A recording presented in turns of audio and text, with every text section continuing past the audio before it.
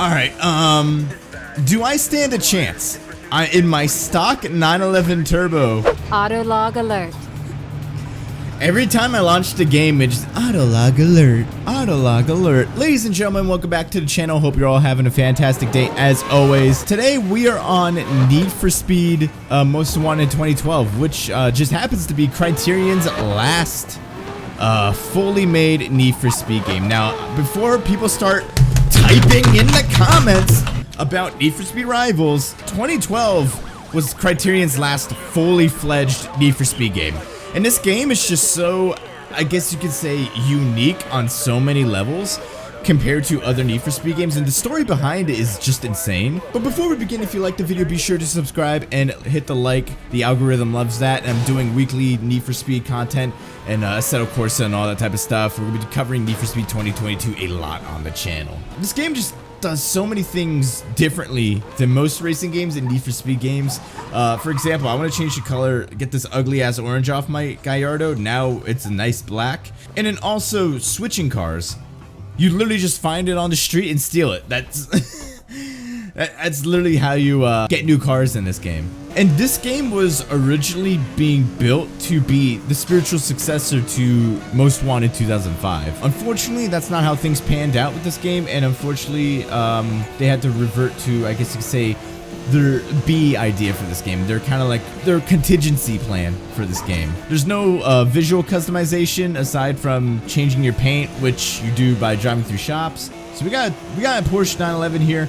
And we're gonna do a speedrun event up here so we can get some NOS for this. I will say, this game's 10 years old, but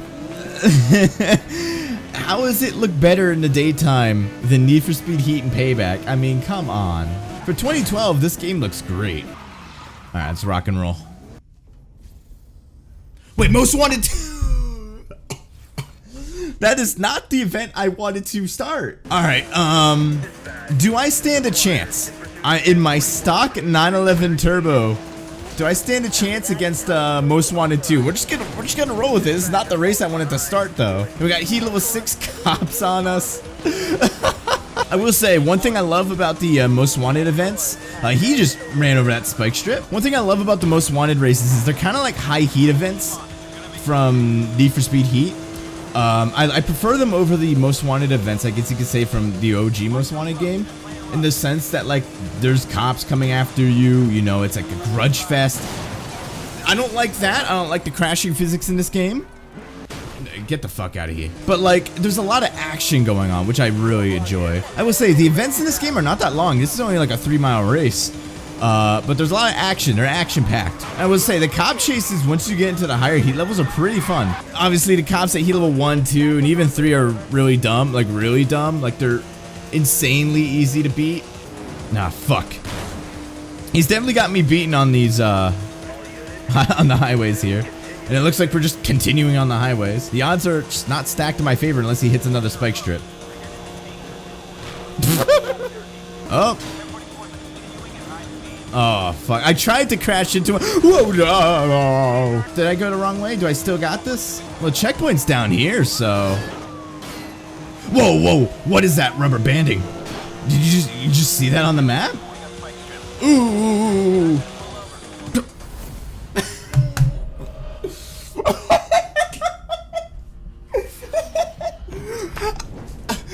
Just Most Wanted 2. Right out of the gate. I didn't even, that's not, I started this race accidentally. How did I win? All right, we gotta like take him out in order to actually get the car, because I guess fuck having pink slips or anything like that. I will say, the only reason I was able to challenge Most Wanted number 2 in this game extremely early is because, unfortunately, all your speed points and everything are saved on server. So basically what that means is I created a new profile. I started a new profile in this game, but because I played this game a lot on PS3 and everything, I have 13 million speed points. It saved it all. Alright, give me your Pagani. Give me your Pagani. Ah. I will say, this game, it's really easy. When it comes to Need for Speed games, at least, like, campaign-wise, and, like, playing through the actual gameplay, The bosses and everything are extremely easy. There's not really a whole lot of challenge as I just demonstrated. You know, when it comes to the city's obviously not as dense as the future Need for Speed games like Heat and Payback. But I'd say like Fairhaven's very diverse. You got a lot of really cool like narrow city streets here. The canyons, which we just were in, got like a really cool downtown. You get a nice New York, Boston, kind of like Pittsburgh vibe.